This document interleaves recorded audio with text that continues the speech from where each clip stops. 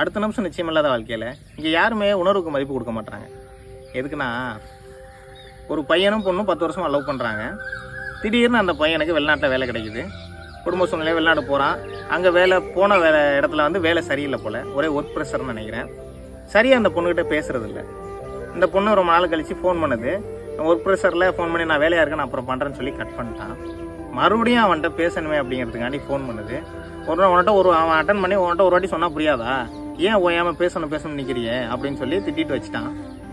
அவனும் வேலையை முடிச்சுட்டு வந்துட்டான். வந்து நைட்டு ஃபோன் பண்ணலான்னு மறந்துட்டான் போல், டயரில் படுத்து தூங்கிட்டான். மறுநாள் காலையில் அவளுக்கு ஃபோன் பண்ணுவோம் அப்படின்ட்டு ஃபோன் பண்ணுறான்.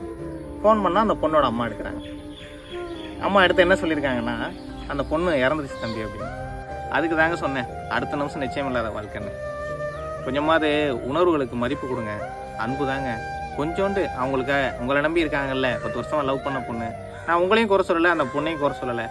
இதில் என்ன ஒரு புரிதல் இல்லாமல் அந்த பொண்ணு 2 பேருக்குமே ஒரு அண்டர்ஸ்டாண்டிங் இல்லாமல் இறந்துட்டாங்க.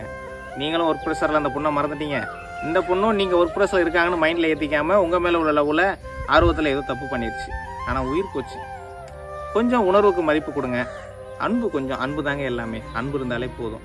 கொஞ்சம் டைம் ஸ்பெண்ட் பண்ணுங்கள். வர்றீங்களா, 10 நிமிஷம் நான் ஒர்க்கில் இருக்கேன், நான் காலையில் பேசுகிறேன், அவ்வளோதான், சாப்பிட்டியா, அது போதும், வேறு ஒன்றும் கிடையாது. அந்த பொண்ணுக்கு அதான் தேவை. ஏன்னா பெற்றவங்களுக்கு அடுத்து உங்களை பார்க்குது அந்த பொண்ணு.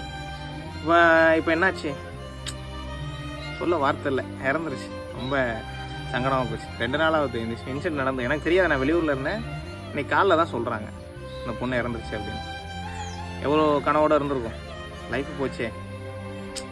அண்டர்ஸ்டாண்டிங் இல்லாமல் இப்படி தான் ஒருத்தவங்களோட உயிர் போகிறது. தயவுசெய்து உணர்வுக்கு மதிப்பு கொடுங்க, அன்பு கொடுங்க, அவ்வளோதான்.